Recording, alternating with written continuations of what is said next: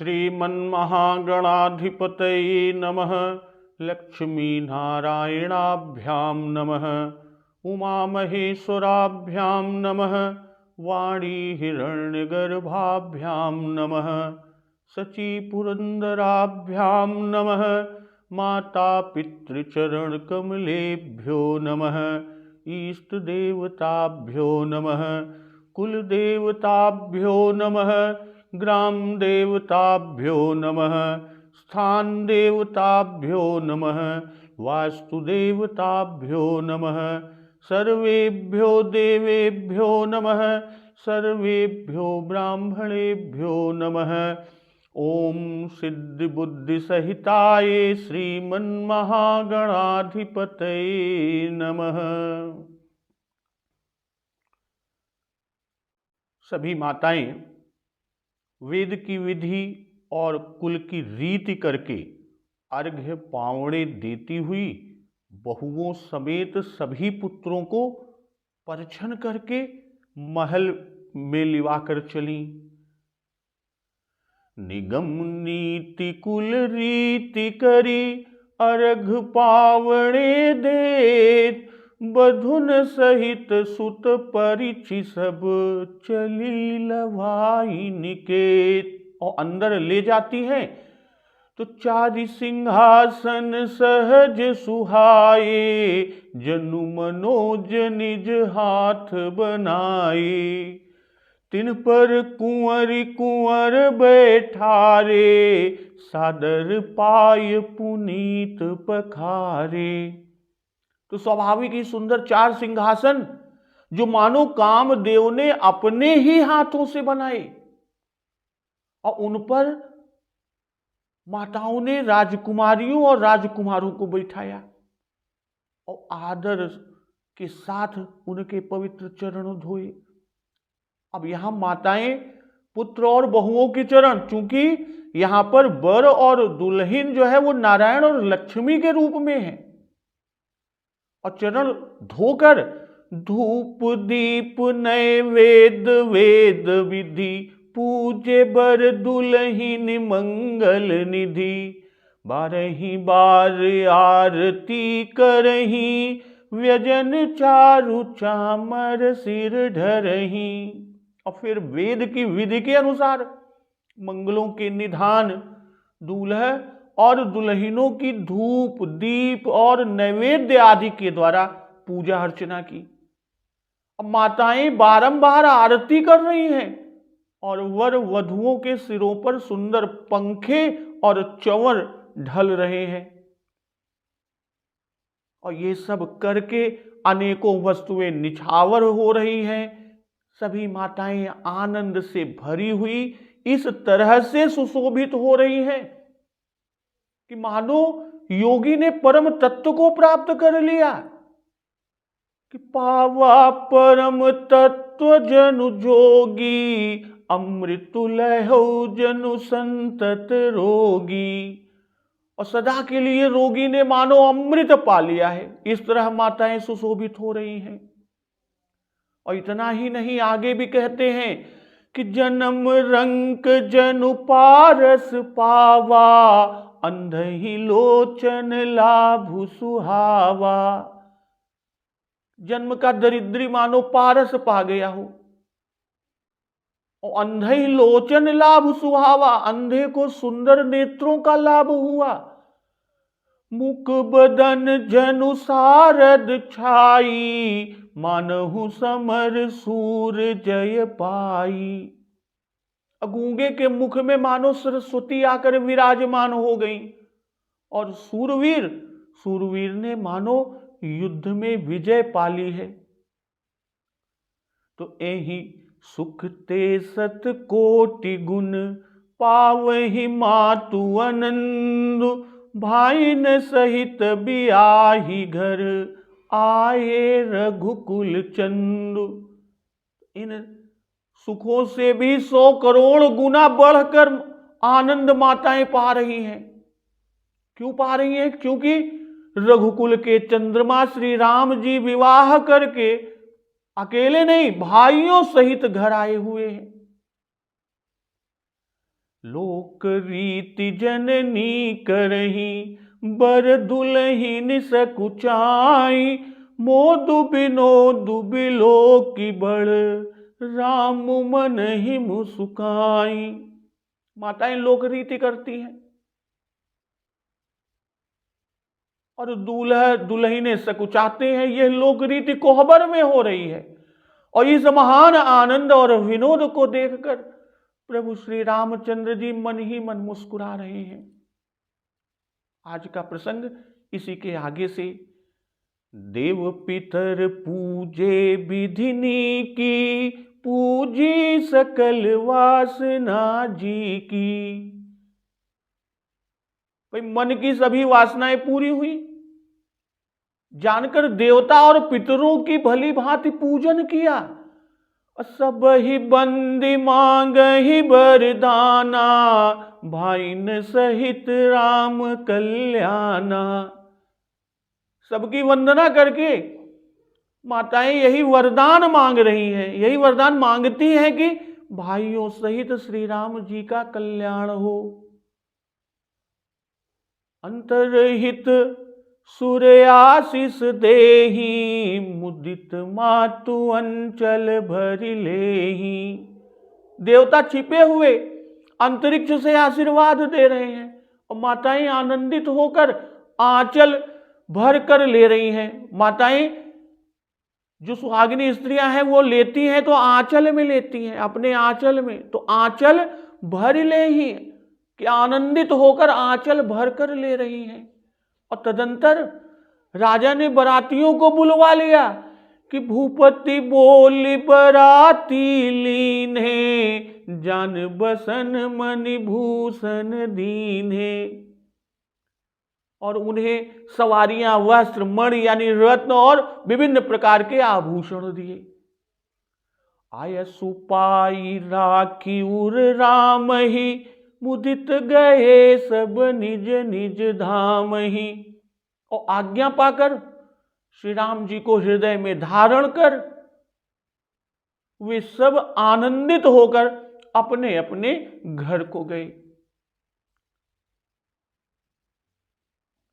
देव पितर पूजे विधिनी की, पूजी सकल वासना जी की। भाई वासनाएं बहुत ही अच्छी प्रकार से और खूब अच्छी तरह से पूर्ण हुई, इसीलिए बहुत अच्छी प्रकार से पूजा किया। भाई माताओं ने ये मानता मानी थी कि यदि हमारे पुत्र यज्ञ रक्षा करके मारीच आदि राक्षसों पर विजय पाकर कुशल पूर्वक घर लौट आवेंगे तो हम बहुत भली भांति से आपकी पूजा करेंगी। क्योंकि माताएं जानती हैं कि विश्वामित्र जी लड़कों को यानी हमारे पुत्रों को राक्षसों से युद्ध करने के लिए ले जा रहे हैं। कि असुर, विश्वामित्र जी ने यही कहा था कि असुर समूह सतावहि मोही, मैं जाचन आयो नृप तोही। अनुज समेत देहु रघुनाथा, निश्चर बधमय हो बसना था। इसी से माताओं के मन में ये सोच बना रहा और इसीलिए कि विधिवत पूजा की, पूजे विधिनी की, कि वो सकुशल आ जाएंगे तो हम बहुत अच्छी तरह से आपकी पूजा करेंगे। अब पूजी सकल वासना जी की। भाई राक्षसों पर विजय हो, मुनि के यज्ञ की रक्षा हो और सकुशल यानी कुशल पूर्वक घर लौट आवे, पुत्रों के योग्य बहुएं मिले, यश प्राप्त हो, समस्त वासनाएं हैं।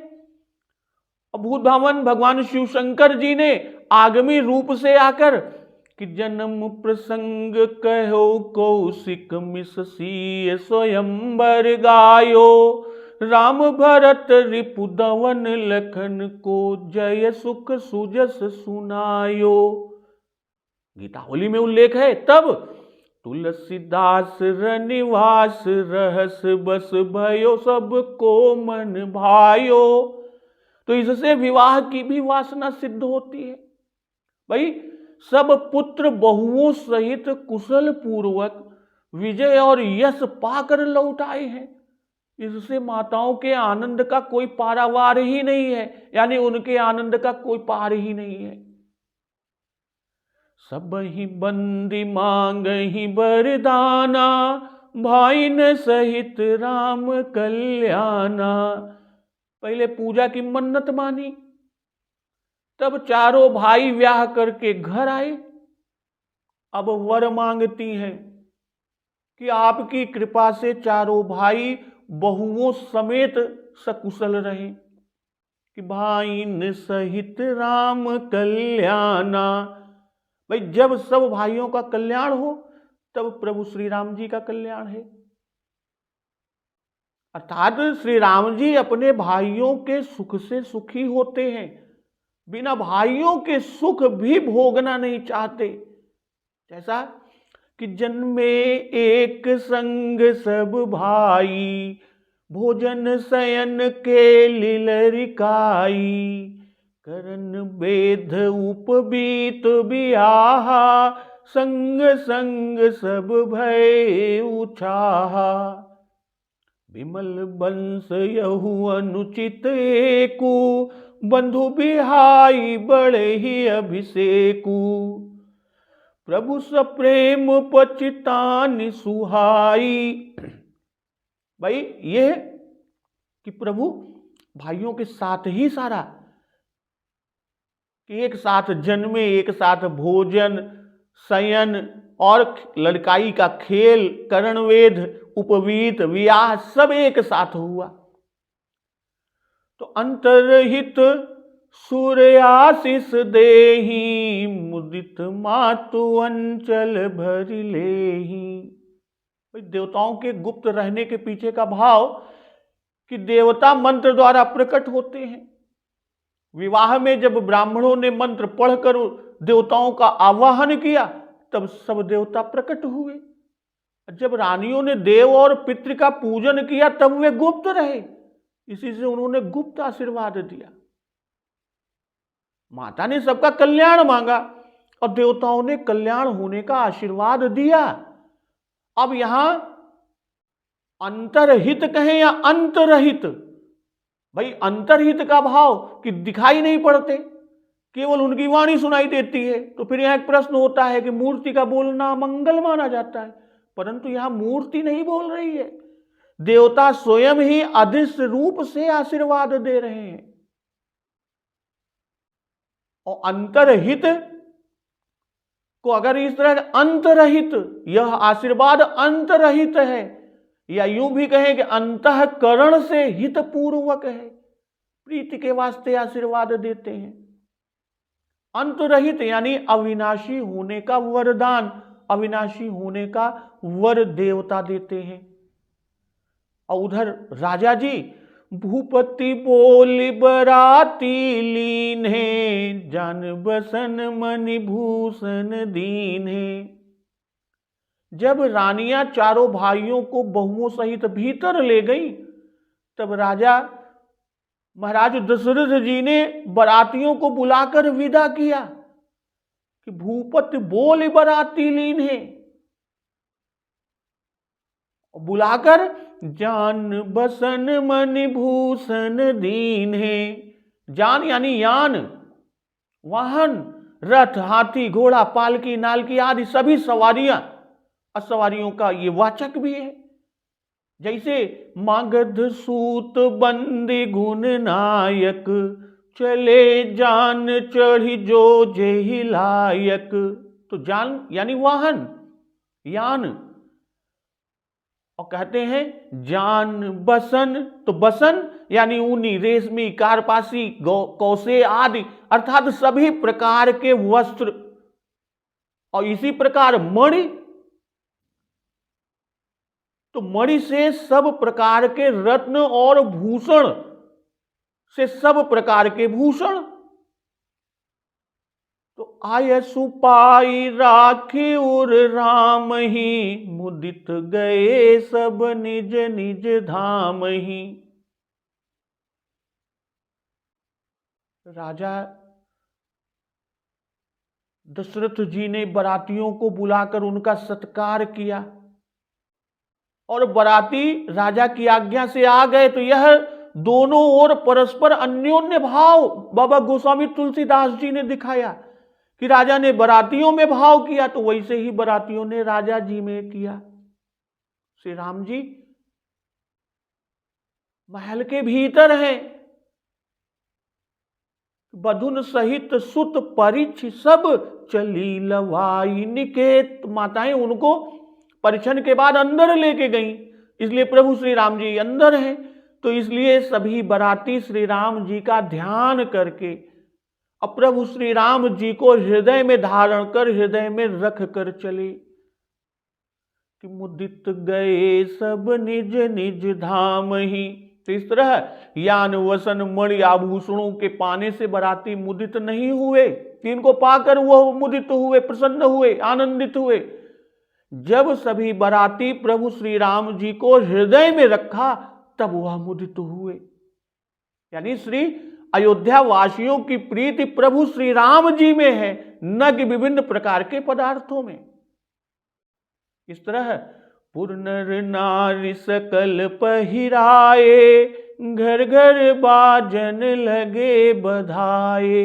भाई बारातियों को विदा करके फिर चक्रवर्ती महाराज दशरथ जी ने श्री अयोध्या जी के सभी स्त्री पुरुषों को भी भूषण और वस्त्र पहनाए और घर घर बाजन लगे बधाए, और घर घर पर बधावे बजने लगे, बधाइयां बजने लगी। तो जाचक जन जाच ही जोई जोई, प्रमुदित राउ दे ही सोई सोई। याचक लोग जो जो मांगते हैं राजा अत्यंत आनंदित होकर, ये नहीं कि बार बार मांगते हैं, अधिक से अधिक मांगते हैं तो राजा जी क्रुद्ध होते, नहीं, अत्यंत आनंदित होकर वही वही देते हैं जो जो याचक मांगते हैं।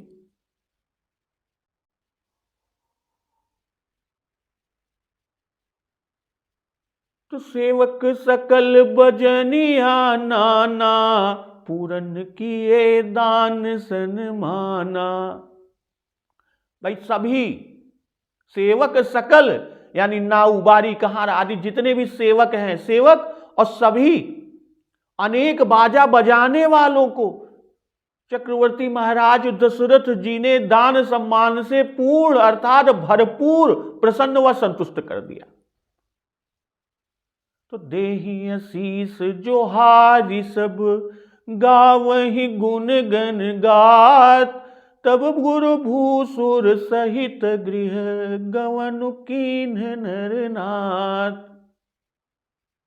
भाई सब प्रणाम कर करके आशीष देते हुए और गुण गणों की कथा गाते हैं। देहि आशीष जोहारी सब, गावहि गुण गण गात, तब गुर भूसुर सहित गृह, गवनु कीन्ह नरनाथ। तो सब प्रणाम कर करके आशीष देते हुए और गुण गणों की कथा गाते हैं, और इतना सब कृत्य करके तब चक्रवर्ती महाराज राजा दशरथ जी ने गुरु और ब्राह्मणों सहित गृह प्रवेश किया, यानी घर के अंदर गए। यहां बाबा गोस्वामी दास जी कहते हैं कि पुर नर नारी सकल पहिराए, घर घर बाजन लगे बधाए। भाई पहिरावन पहनने की वस्तुओं के नाम जो कि बाबा गोस्वामी दास जी आगे कहते हैं 253वें दोहे में आएगा कि विप्र बधू सब भूप बुलाई, चैल चारु भूषण पहिराई। और यहां कहते हैं कि पुर नर नारी सकल पहिराए, कि नगर में कोई भी नहीं बचा, प्रत्येक घर में जितने भी स्त्री और जितने भी पुरुष हैं सभी को सब पहरावन अर्थात सिर से पैर तक के पांचों कपड़े और नख से सिख तक जितने भी आभूषण पहने जाते हैं वे सभी आभूषण पहनाए, और घर घर बाजन लगे बधाए।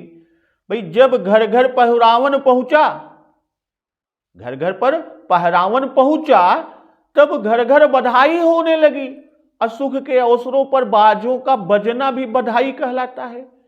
जैसे गए जाम जुग भूपति आवा, घर घर उत्सव बाज बधावा।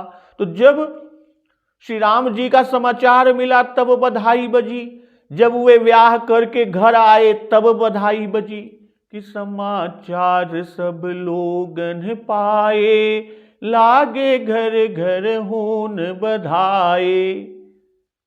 और यहां पर कहते हैं कि जाचक जन जाच ही जोई जोई, प्रमुदित राउ देहि सोई सोई।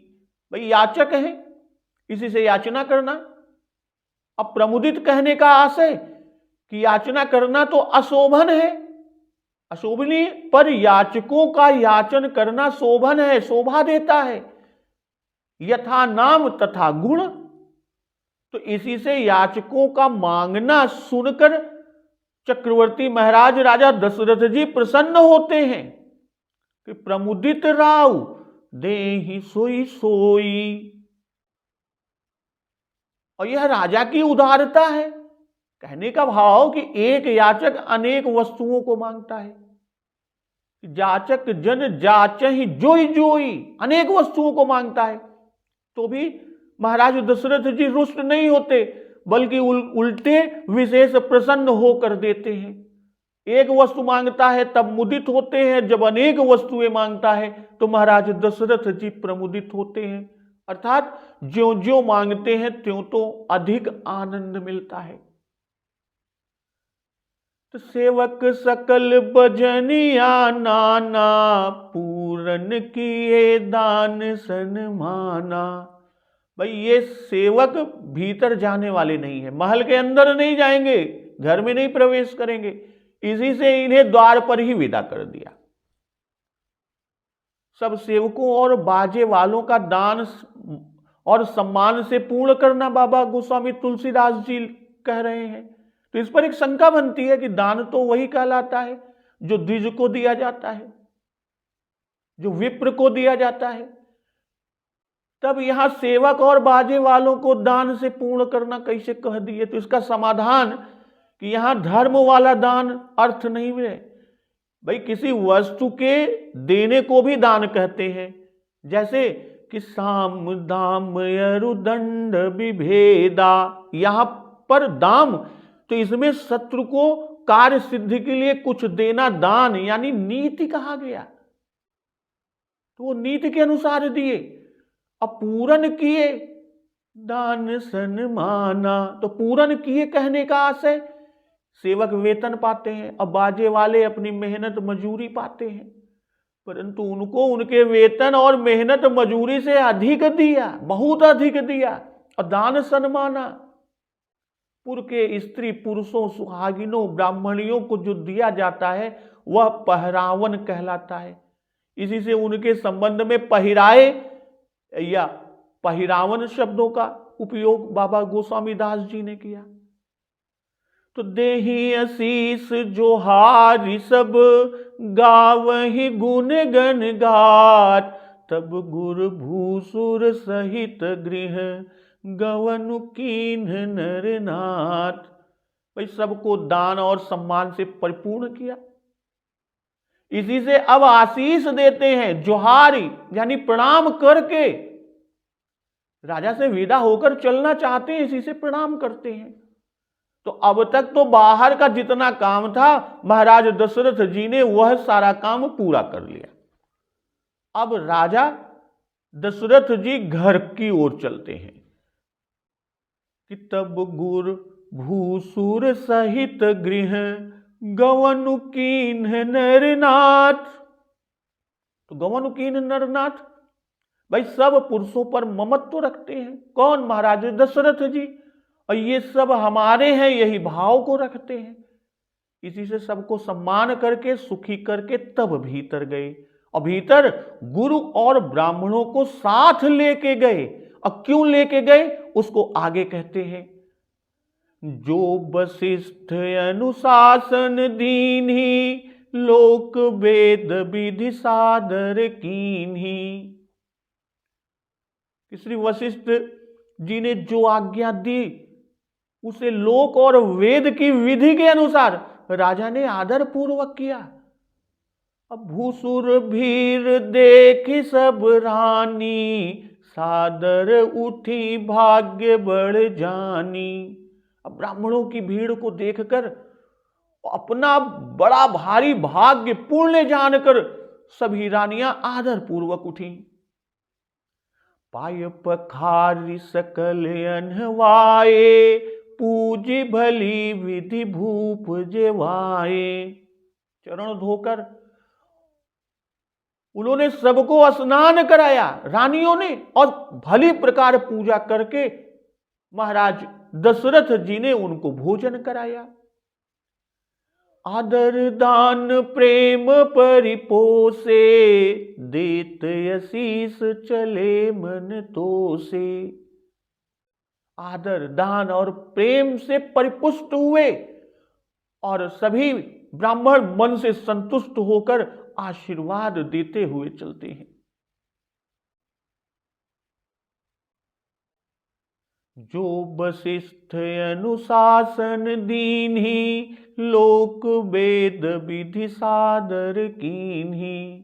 भाई जब चारों भाई भवन में आए तब रानियों ने वेद रीति और कुल रीति की कि निगम नीति कुल रीति करी, अर्घ पावणे देत। और अब राजा जी ने भवन में प्रवेश किया तब राजा वशिष्ठ जी की आज्ञा से लोक वेद विधि करते हैं, लोक और वेद की विधि को करते हैं।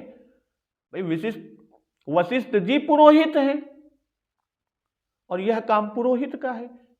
इसी से वशिष्ठ जी की आज्ञा से महाराज दशरथ जी ने किया।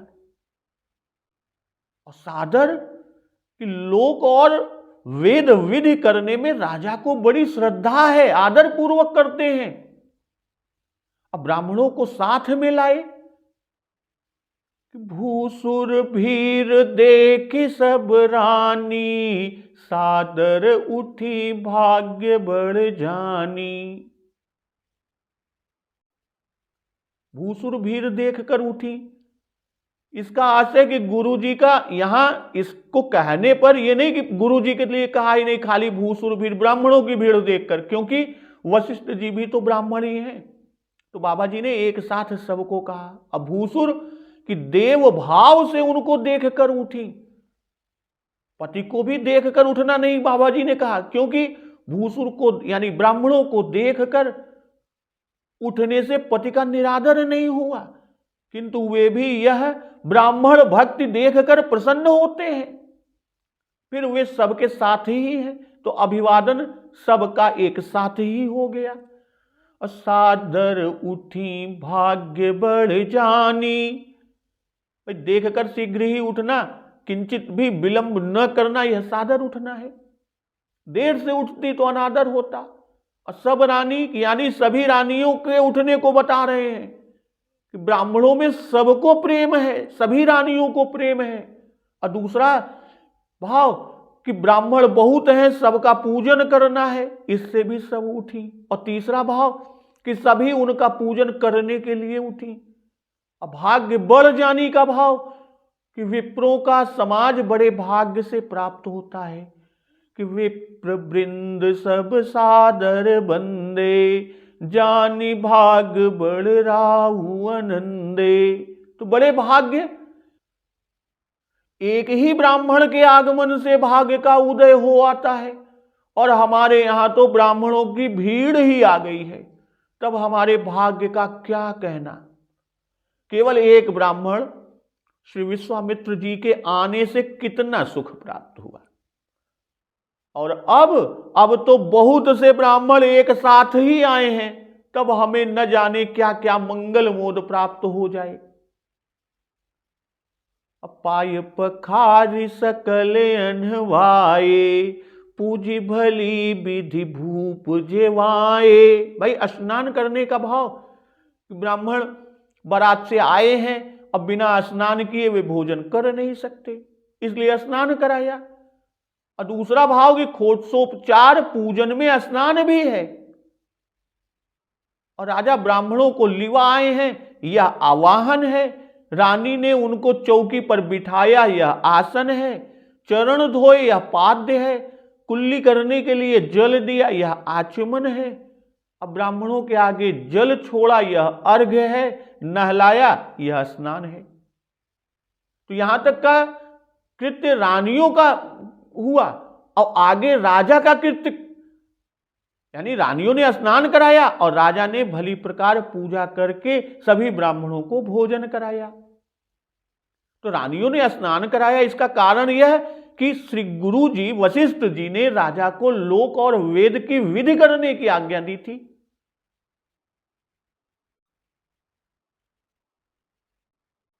भाई लोक और वेद की विधि कि जो वशिष्ठ अनुशासन दीन्ही, लोक वेद विधि सादर कीन्ही।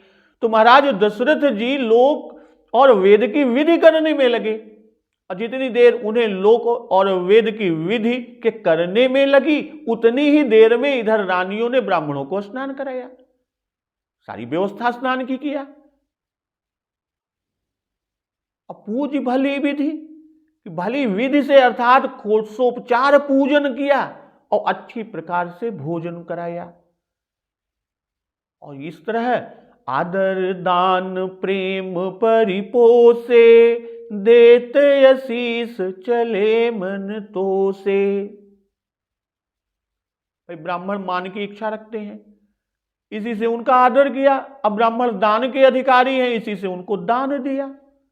भाई प्रेम के बिना भक्ति अपूर्ण रहती है और इसी से प्रेम किया। तो आदर और दान तथा प्रेम से ब्राह्मणों के शरीर पुष्ट और प्रफुल्लित हुए। तो यहां तन मन वचन तीनों से ब्राह्मणों की प्रसन्नता को दिखा रहे हैं कि तन से प्रफुल्लित हुए, मन से संतुष्ट हुए और वचन से प्रसन्नता के कारण आशीर्वाद दिए। और चले मन तो से,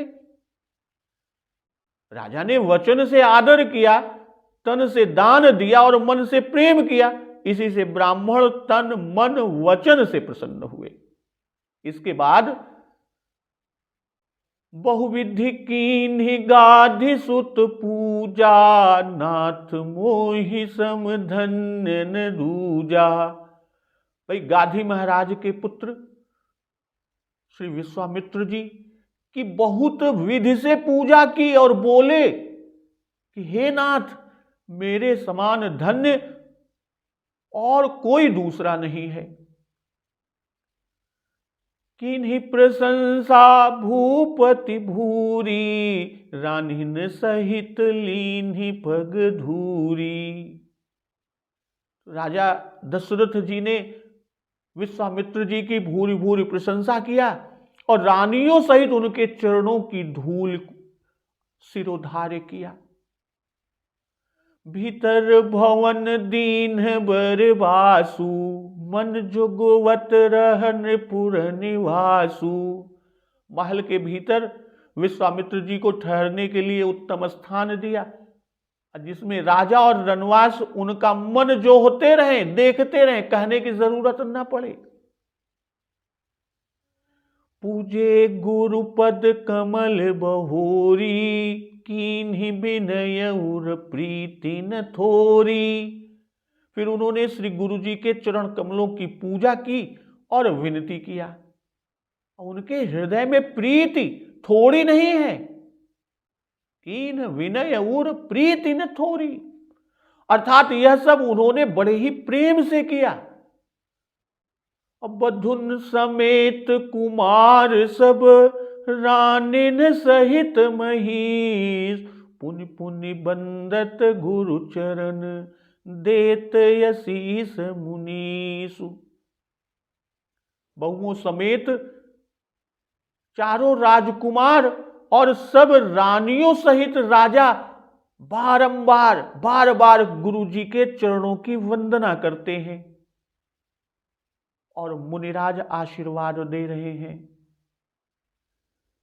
तो तो बहुविधि कीन्ही गाधि सुत पूजा, नाथ मोहि समधन्य न दूजा। बहुविधि यानी खोडस प्रकार से, कीन गाधि सुत पूजा, गाधि सुत कहकर पूजा करते समय राजा के मन में यह भाव रहा कि ये पहले राजा के पुत्र हैं और अपने घोर तप से ब्रह्मर्षि हुए, तो ये बड़े भारी तपस्वी मुनि हैं। और इसी भाव को रखे हुए महाराज दशरथ जी ने विश्वामित्र जी की पूजा किया और कहते हैं कि नाथ मोहि समधन्य न दूजा। भाई विप्र पद पूजा के समान दूसरा पुण्य नहीं है कि पुण्य एक जग मह नहीं दूजा, मन क्रम बचन विप्र पद पूजा। तो मैंने आज यह विप्र पद पूजा रूपी अद्वितीय पुण्य किया, इसी से अद्वितीय पुण्य वाला बना। कहने का भाव कि जैसा ही भारी महात्मा मिलता है वैसा ही जीव भारी धन्य होता है। तो आपकी बराबरी का कोई महात्मा नहीं। तपस्वी मुनीश्वरों में आपकी प्रथम गणना है कि आए मुनिबर निकर तब कौशिकादि तपशाली, और इसी से हमारे समान धन्य कोई नहीं है। तो किन्हीं प्रशंसा भूपति भूरी, रानिन सहित लीन्ही पग धूरी। भाई पूजा करके स्तुति करनी चाहिए, इसलिए प्रशंसा और स्तुति की। भूर यानी बहुत प्रशंसा करने का भाव कि विश्वामित्र जी का पुरुषार्थ भी बहुत भारी है कि मुनि मन अगम गाधि सुत करनी, मुदित वशिष्ठ विपुल विधि बरनी। अब विश्वामित्र जी के द्वारा राजा का बड़ा उपकार हुआ।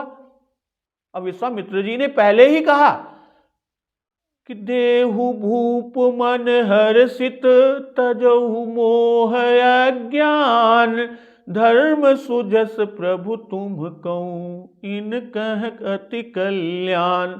और वह सब हुआ भी। तो राजा और रानियों के मनोरथ भली प्रकार पूर्ण हुए, पूजी सकल वासना जी की।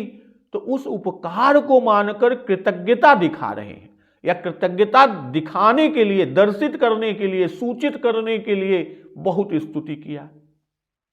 और रानिन सहित लीन्ही पग धूरी। तो रानिन सहित, जैसा राजा विप्र सेवी है वैसे ही सब रानियां भी विप्र सेवी हैं कि तुम गुरु विप्र धेनु सुर सेवी, तसी पुनीत कौशल्या देवी। तो इससे सब रानियां ब्राह्मणों की पूजा में सम्मिलित रहीं। पाय पखारी सकल अनवाए, पूजी भली विधि भूप जेवाए। और श्री विश्वामित्र जी की भी पूजा में साथ रही कि रानिन सहित लीन ही पग धूरी। भाई पद की धूल लेने का भाव कि राजा को विभव चाहिए, सो गुरु चरण रज से सब विभव वश में करते हैं। जे गुरु चरण रेणु सिर धरही, ते जन सकल विभव बस करही। अब भीतर भवन दीन बर बासु, मन जोगवत रहन पुर निवासु।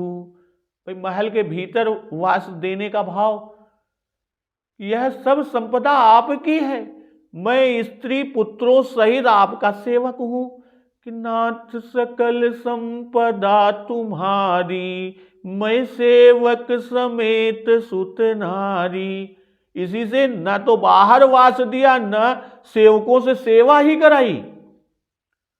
और राजा दशरथ जी विश्वामित्र जी को राम और लक्ष्मण का पिता कह चुके हैं कि तुम मुनि पिता आन नहीं कोऊ, इसीलिए महल के भीतर वास किया। तो सब स्थान मुनि का समझकर मुनि को वहां पर ठहराया। अब बरबासु कि जो देखने में बहुत सुंदर है और सब कालों में सुखद है। अब मन जोगवत रह नृपुरा निवासु, कि मुनि के मन को देखा करते हैं, निहारते रहते हैं कि मुख से कहना ही नहीं पड़े, यानी मुनि के मन को देखा करते हैं अब मुख से कहना नहीं पड़ता। तो पूजे गुरु पद कमल बहोरी, कीन्ही विनय उर प्रीति न थोरी।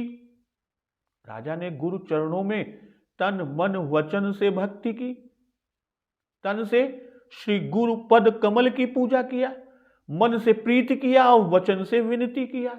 कहने का जो तात्पर्य है कि गुरु की सब भांति से सेवा करनी चाहिए।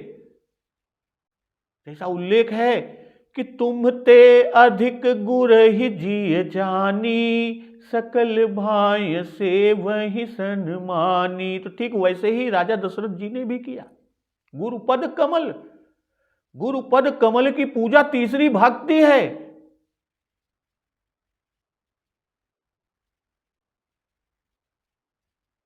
गुरु पद पंकज सेवा तीसर भगत यमान।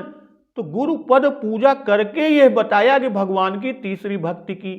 और इसका उल्लेख प्रभु श्री राम जी माता सबरी को नवधा भक्ति करते समय नौ भक्ति की बात बताए थे।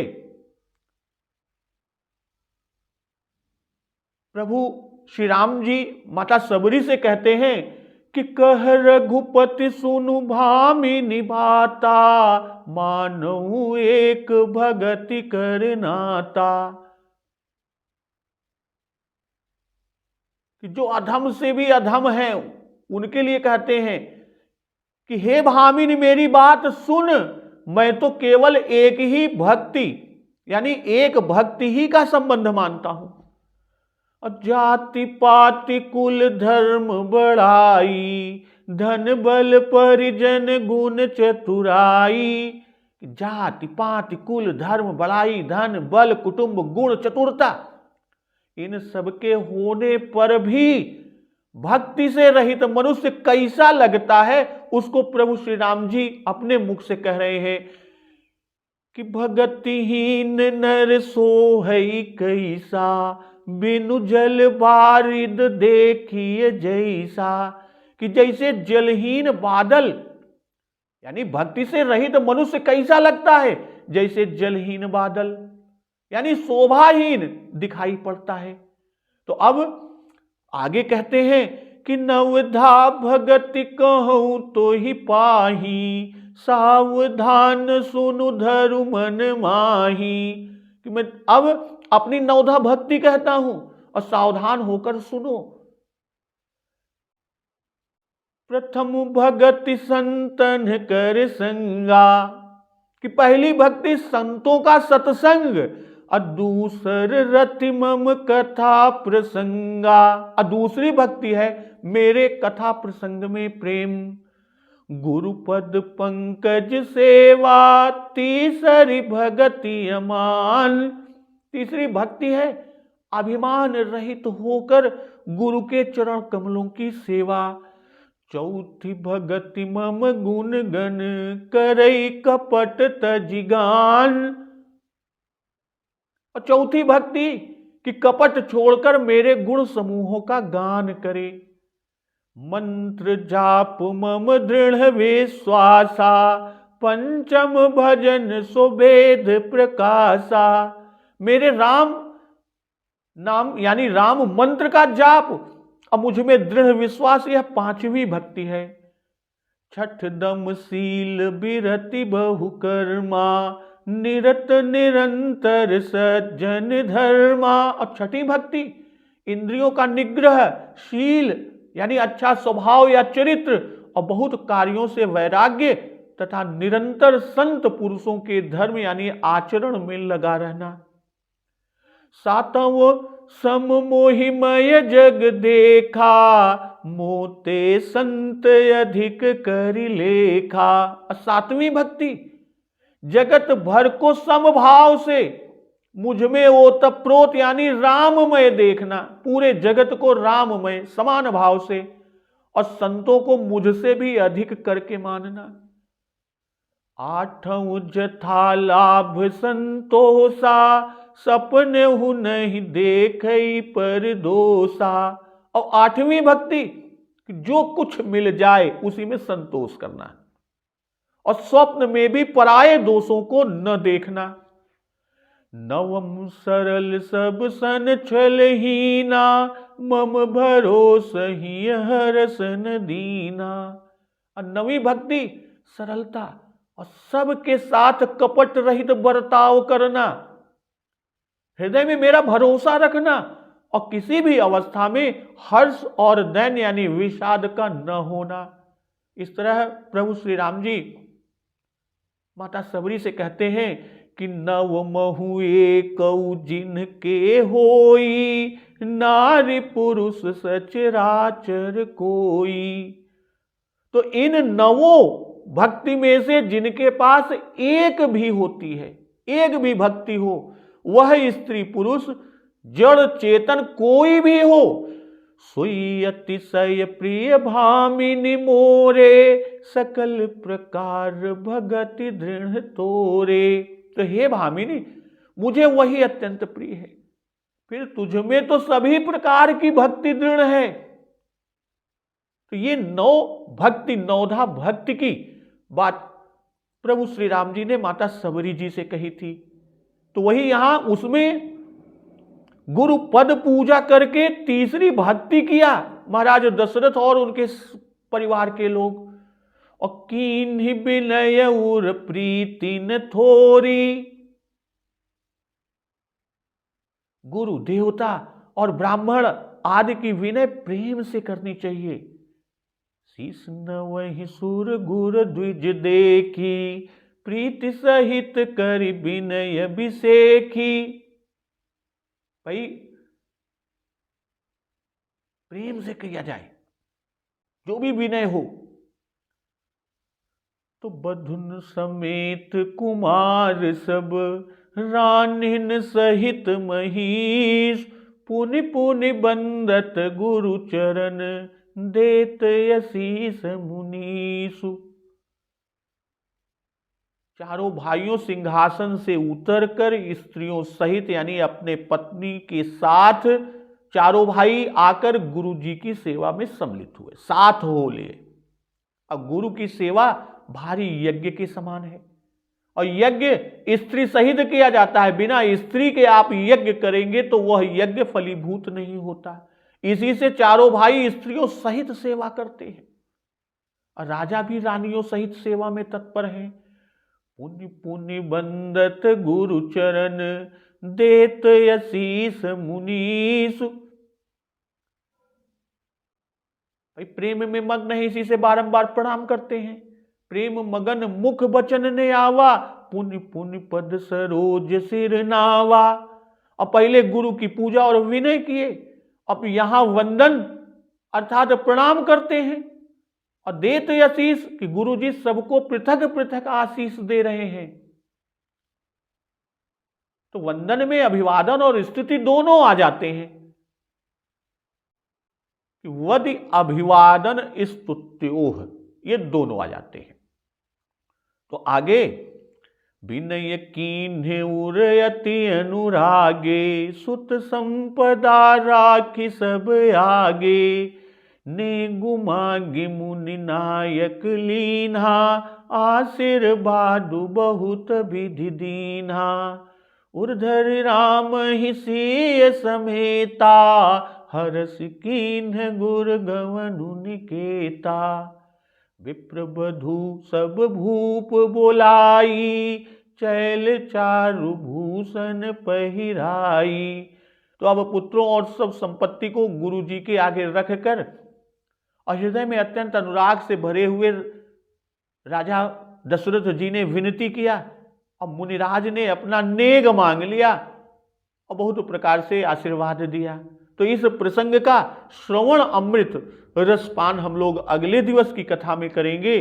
तो एक बार जोर से बोलिए, सियावर रामचंद्र की जय, पवन सुत हनुमान की जय। जगत जननी मां जगदम्बा की जय, गुरुदेव भगवान की जय। उमापति महादेव की जय। जय श्री राम।